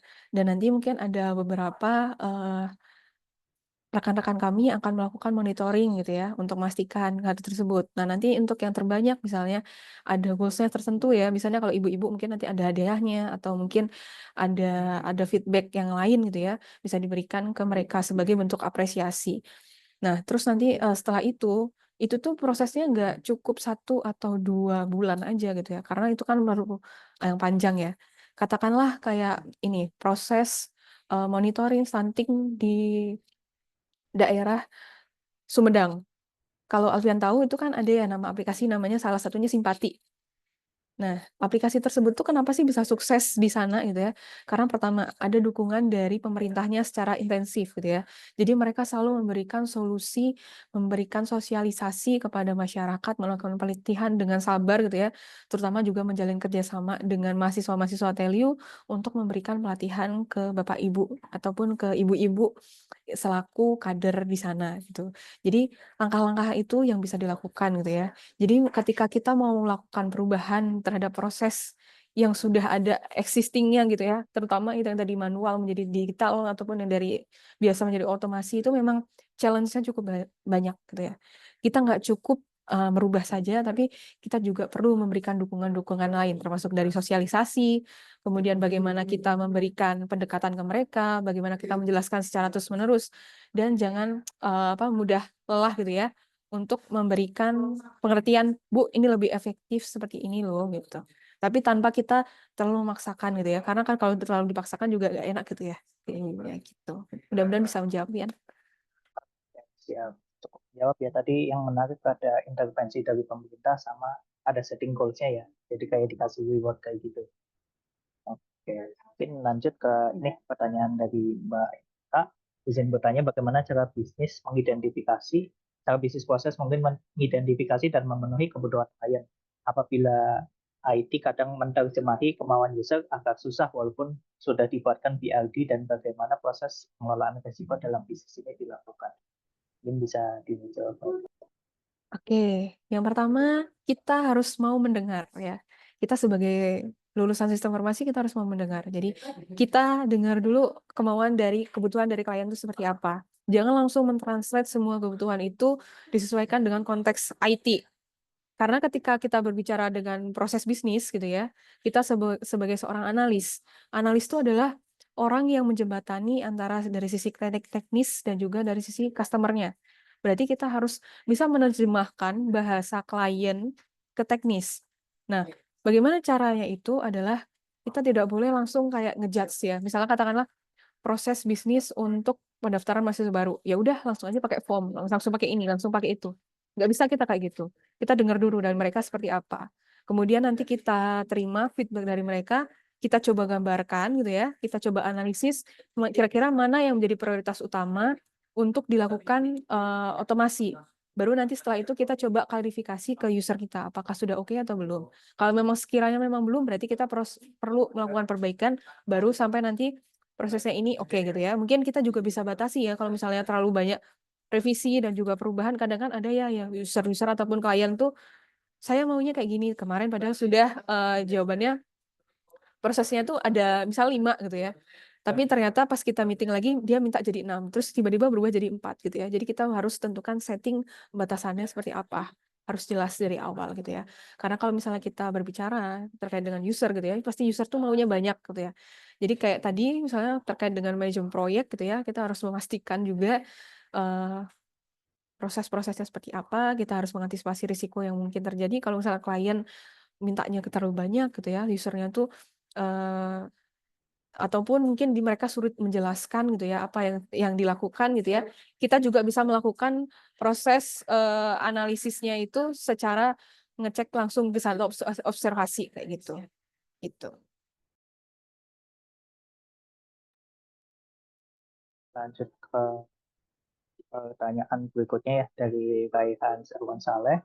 Izin bertanya, saya pernah mendengar ada istilah bottleneck dalam sebuah proses bisnis dan bagaimana cara mengidentifikasi bottleneck itu, lalu seperti apa ciri-cirinya dan mengatasinya bagaimana? Mungkin bisa dijawab dulu. Oke, menarik ya kalau terkait dengan bottleneck gitu ya. Jadi bottleneck itu katakanlah seperti ini, contohnya terlalu banyak activity yang dikerjakan gitu ya dalam satu proses tertentu. Dia terlalu menumpuk di satu tempat gitu ya. Atau misalnya katakanlah dalam melakukan pemrosesan itu terlalu lama. Kemudian kita kita punya sumber daya yang banyak gitu ya. Misalnya kita punya ada 10 pegawai, tetapi ternyata 10 pegawai itu mengerjakan yang hal sama. Itu kan mungkin akan memakan waktu yang banyak gitu ya, tapi sebenarnya itu nggak maksimal gitu ya. Atau misalnya dari sisi mesinnya gitu ya, penggunaan mungkin dari mesin dia nggak pernah dilakukan perawatan dan lain sebagainya kayak gitu. Kemudian dari ketergantungan terhadap mungkin dari teknologi tertentu sehingga kita nggak bisa punya opsi-opsi yang lain. Jadi mungkin kita perlu mengantisipasi dengan pertama kita memastikan si proses bisnis yang ada itu sudah sesuai dengan ketentuan yang berlaku atau belum. Tadi kan kita melakukan setting goals-nya seperti apa. Kemudian ada regulasi yang bisa ditentukan gitu ya. Atau rules-nya dari kita tuh kayak gimana sih. Kemudian biasanya kalau teman-teman belajar terkait dengan manajemen layanan gitu ya, biasanya kan ada waktu untuk respon time-nya itu berapa lama sih gitu ya. Kalau misalnya tidak merespon dalam waktu tertentu atau tidak diselesaikan dalam waktu tertentu, apa yang terjadi? Atau kita harus seperti apa sih? Nah, itu langkah-langkah yang bisa teman-teman antisipasi atau bisa teman-teman gunakan juga. Kurang lebih seperti itu. Oke, lanjut mungkin ke pertanyaan berikutnya yang izin bertanya, bagaimana menganalisis proses bisnis dalam membantu mengidentifikasi peluang baru untuk meningkatkan pendapatan perusahaan? Mungkin lebih ke improvement-nya ya. Itu bagaimana sih? Nah, mungkin Oke, untuk improvement ya. Pertama, improvement sebenarnya tadi saya pengen menjelaskan untuk proses bisnisnya. Bentar ya, coba saya sebenarnya tuh ada beberapa yang bisa dilakukan secara analisis deskriptif dan juga analisis secara wait, sebentar ya. Analisisnya tuh bisa dilakukan kualitatif dan juga dari perhitungan. Mungkin salah satunya wait. Sebentar ya. Saya share screen dulu. Wait. Oke. Nah, katakanlah di sini ya. Ketika kita berbicara terkait dengan klasifikasi untuk aktivitasnya sendiri. Kalau di bisnis proses itu sendiri itu ada 3. Setidaknya ada 3. Yang pertama adalah business value added atau biasanya disingkat dengan BVA. Kemudian ada yang kedua yaitu value added gitu ya, atau yang mendapatkan nilai tambah, atau NVA, non value added. Di mana di situ kita bisa menganalisis keseluruhan proses yang ada. Misalnya dijabarkan di sini ada 17 gitu ya. 17 aktivitas utama yang ada. Nah, kita coba klasifikasikan terhadap aktivitas-aktivitas tersebut. Mana yang VA, mana yang BVA, mana yang NVA gitu ya. NVA itu misalnya katakanlah di situ ya, di aktivitas ke-17-nya itu misalnya di situ tertulisnya customer mengisi misalnya ya ini ya. Misalnya tuh kayak customer mengisi form. Padahal kan sebenarnya otomatis ya ketika customer itu melakukan registrasi itu dia sebenarnya udah otomatis juga ngisi form ya.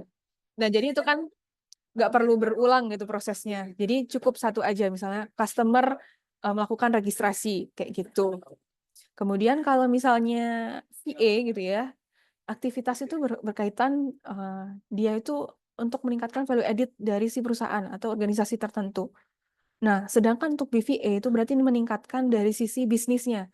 Misalnya kayak branding, kemudian dari sisi reputasi si perusahaannya itu seperti apa, kemudian peningkatan kualitasnya gitu ya, atau mungkin yang lainnya gitu ya. Kemudian yang VA misalnya kita memerlukan feedback dari semacam konsultan atau misalnya yang lainnya sebagainya. Nah, itu bisa dipertimbangkan. Termasuk bagaimana cara kita mengukur untuk si proses bisnis. Jadi sebenarnya kita kan berbicara tingkat prioritas juga ya di proses bisnis itu.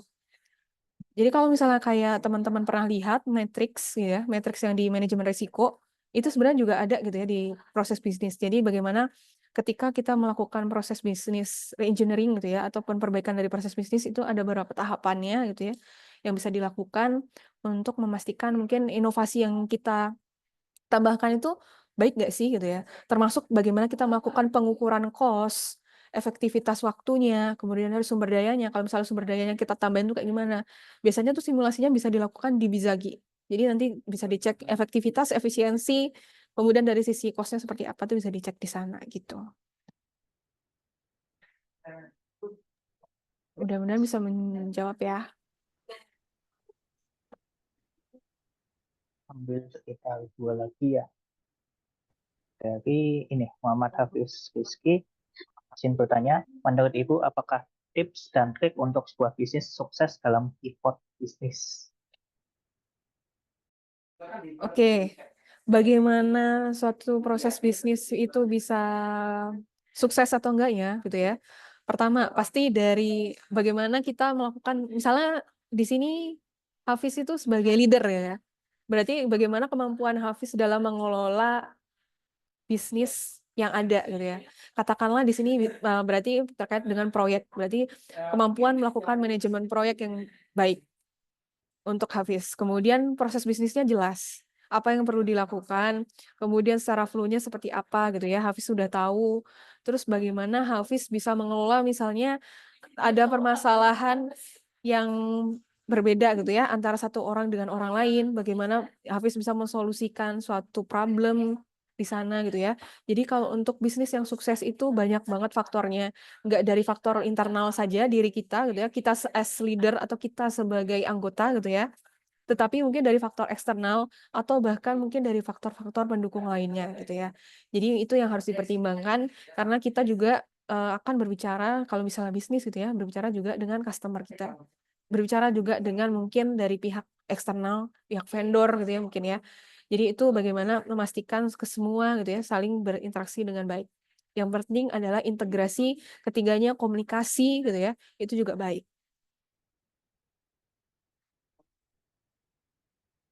Oke, dia sudah jawab ya Mas Hafiz. Mungkin next lanjut ke Rizky Aulia Hakim. Izin bertanya, saya pernah baca SLA, Service Level Agreement dapat menjadi cara yang digunakan dalam proses bisnis untuk memastikan pekerjaan berjalan sesuai dengan rencana awal. Kira-kira sebesar apa pengaruh SLA dalam proses bisnis dan diterapkan? Apakah bisa diterapkan di semua bisnis itu pakai SLA? Nah, mungkin bisa dijawab melalui dia. Oke.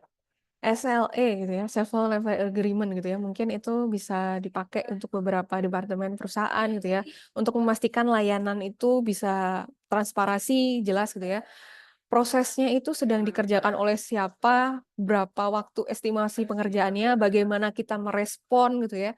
Kemudian layanan tersedia dari jam berapa sampai jam berapa. Jelas itu penting buat semua orang ya. Katakanlah sekarang deh, yang terdekat dengan kita gitu ya. Biasanya kan kita mungkin kalau ada permasalahan terkait dengan LMS, Igrasias, lapornya ke IT Service Desk Putih ya. Biasanya kan begitu kita ngirim chat gitu ya, nama atau lain sebagainya gitu ya, dia akan langsung respon. Walaupun kita tahu ya sebenarnya dia kan pakai auto reply gitu ya. Nah, pasti itu kan yang pertama adalah bagaimana kita juga direspon gitu ya secara cepat. Kemudian dia akan merespon kita mungkin dalam waktu kapan kita bisa dapat si layanannya itu dikerjakan dalam berapa lama, termasuk dengan mungkin proses pengerjaannya itu seperti apa sih. Nah, itu jelas gitu ya, akan dipakai banget. Termasuk ketika kita menentukan SLE gitu ya, kalau kita misalnya mau sertifikasi yang ISO 27001 misalnya atau ISO 20.000 atau yang sejenisnya gitu ya. Kita juga harus menentukan SLE gitu ya untuk melakukan evaluasi kinerja. Jadi evaluasi kinerja itu mungkin nggak hanya KPI aja tapi juga ada SLE-nya gitu ya. Katakanlah si A gitu ya. Atau misalnya namanya siapalah gitu ya. Misalnya contohnya dia, si dia gitu ya. Nah, si dia ini dia tugasnya mengerjakan untuk perbaikan satu sistem gitu ya. Biasanya tuh untuk waktu SLE-nya misalnya 3 hari gitu ya, untuk dari penyelesaiannya. Tapi dia mungkin nggak bisa menyelesaikan itu, dia menyelesaikan selalu lewat. Berarti itu kan untuk feedback kita juga nih. Kenapa sih dia menyelesaikannya selalu 4 hari gitu ya, nggak bisa 3 hari? Atau jangan-jangan setting waktu 3 hari itu masih kurang bagi dia? Atau mungkin sebenarnya dia mengerjakan yang lain di waktu itu. Nah, itu kan juga bisa apa namanya, menjadi talak ukur kita gitu ya, untuk mendeteksi gitu ya, kemungkinan-kemungkinan yang terjadi. Ada apa sih sebenarnya? Apakah dari orangnya, atau mungkin kita yang melakukan setting ini masih belum cocok gitu ya. Kemudian kita bisa meningkatkan juga dari value ataupun feedback dari customer kita gitu ya. Pelanggan akan merasa mungkin lebih senang gitu ya, karena kita bisa menyelesaikan waktunya dengan cepat gitu ya, direspon dengan baik gitu ya. Coba kebayangkan kalau kita misalnya melapor gitu ya, kemanapun gitu ya. Terus balasnya cuman, "Iya, oke, lagi dikerjain." Terus disingkat semua gitu kan bete ya kita ya, kayak gitu. Nah jadi, SLA tuh juga bisa memastikan untuk masa pelanggannya, kita tahu juga mekanismenya mungkin ya, dari misalnya kalau perlu eskalasi juga lagi dieskalasi di mana dan sebagainya gitu ya. Jadi ini tentu ini akan mendorong untuk proses efektivitas dan juga produktivitas dan juga mengurangi resiko secara operasional, gitu. Mudah-mudahan menjawab ya Rizky. Oh, ini pertanyaan terakhir ya dari Mas Sony Adan. Mau tanya mengenai bagaimana mengatasi karyawan yang enggan mengikuti proses baru atau yang telah diperbarui, terutama jika mereka sudah terbiasa dengan cara kerja yang lama, karena ini dapat menyebabkan konflik dan penolakan terhadap perubahan proses bisnis yang ditetapkan, dan bagaimana jika karyawan tersebut merupakan karyawan kunci yang merupakan yang memiliki posisi penting dan sangat berpengaruh terhadap perusahaan. Itu Pertanyaannya Pak Sony berat ya. Ini sebenarnya hampir mirip sama pertanyaannya Raffian yang pertama, cuman konteksnya ini udah di perusahaan. Kalau tadi Raffian di UMKM. Sekali lagi mungkin kunci yang pertama adalah komunikasi dan juga transparansi. Yang pertama gitu ya. Jadi jelaskan niat baik kita gitu ya untuk melakukan proses bisnis gitu ya, melakukan perbaikan terhadap proses bisnis yang ada itu seperti apa. Kemudian kita pertimbangkan, kita jelaskan secara matang konsepnya kayak gimana, kalau misalnya konsep proses bisnis yang baru itu seperti apa gitu ya.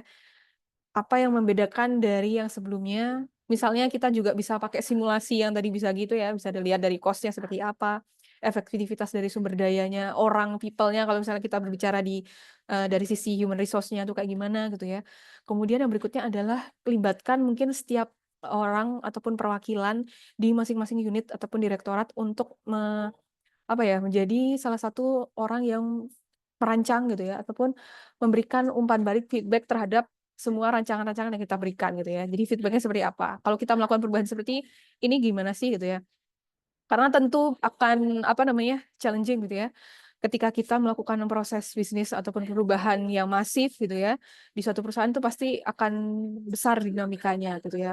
Kemudian pastikan kita nggak cuman ganti provisinya aja terus tinggal gitu ya, nggak kayak gitu.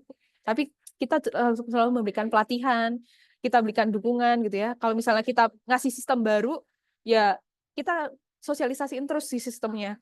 Apakah ada perlu dukungan seperti apa, mungkin ada kesulitannya di mana, itu bisa dijelaskan jadi feedback, gitu. Kita bisa bikin semacam kayak kunci-kuncinya, atau misalnya kita bikin panduan guideline-nya kayak gimana gitu ya. Yang pasti untuk memudahkan mereka. Kemudian di awal gitu ya, kita bisa tuliskan juga pro cons-nya kayak gimana gitu ya, hambatan ataupun ketakutannya ketika adanya perubahan proses bisnis itu seperti apa sih gitu. Kemudian kalau misalnya terjadi perubahan gitu ya, berarti kita perlu mungkin beberapa menggunakan change management harus kayak gimana gitu ya. Dimulai dari awareness-nya kayak gimana, kemudian knowledge-nya kayak gimana, ability yang dimungkinkan seperti apa, reinforcement-nya sama desire-nya seperti apa. Kita coba mappingin gitu ya. Nah, itu yang perlu dilakukan untuk mungkin ini secara keseluruhan ya. Atau bagaimana kita katakanlah kayak seperti merubah culture di organisasi, pasti itu nggak mudah ya. Karena itu kan perlu dilatih terus-menerus gitu. Sama lah kayak proses bisnis juga kayak gitu. Kemudian kalau misalnya sebagai karyawan kunci gitu ya tentunya itu mungkin bisa dilakukan dengan pendekatan secara personal gitu ya. Kemudian ya pastinya kalau misalnya sebagai karyawan kunci di sana berarti kita harus menjelaskannya, mendekatannya, mengkomunikasikannya juga mungkin akan berbeda dengan sesama karyawan yang biasa gitu ya. Jadi mungkin kita akan melihat, sisi probis ini dari high level-nya gitu ya. Dari sisi strategis kayak gimana sih, kalau misalnya kita kaitkan dengan kemampuan yang di organisasi seperti apa. Kemudian apa sih tujuan kita melakukan proses bisnis itu harus di-setting dengan baik gitu ya. Kemudian dari sisi fleksibilitasnya kayak gimana, kemudian evaluasi dan perbaikannya seperti apa, kita harus, monitoring dari awal sampai akhir gitu.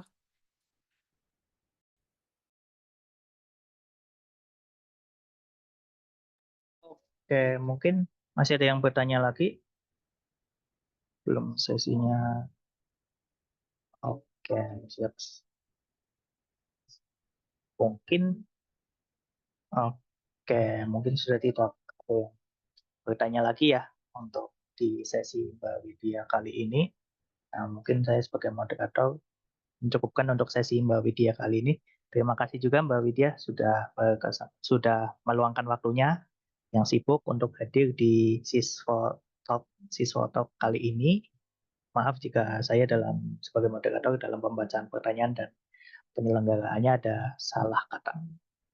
Oke, mungkin Angga Mbak Widya jika ingin dilanjutkan untuk kesibukannya bisa. Oke. Oke, makasih Bu Oke, siap. Fitri, Sama-sama. Raffian, dan teman-teman Maaf. semua. Mudah-mudahan bermanfaat kasih, dari Bu hari Widya. ini. Amin. Oke, terima kasih Mbak Widya atas kesempatannya. Mungkin mengingatkan teman-teman yang absen ya, jangan lupa untuk diisi. Mungkin, untuk absen jangan lupa untuk diisi. Mungkin untuk sesi sore hari ini kita cukupkan dari dua pembicara, ada Bu Gilwa dan Mbak Widya. Terima kasih juga untuk teman-teman yang sudah menyempatkan hadir pada sesi Siswa Talk sore hari ini. Saya sebagai Raffian Ramadhani, saya sebagai moderator, minta maaf jika ada kesalahan dalam pembawaan acara pada sore kali ini. Selebihnya, wassalamualaikum warahmatullahi wabarakatuh. Waalaikumsalam warahmatullahi Waalaikumsalam. Oke, mungkin jangan di close dulu ya, untuk akses itu absensi ya. Mas Raffian, udah ya. Oh iya, Makasih. udah di kolom chat itu.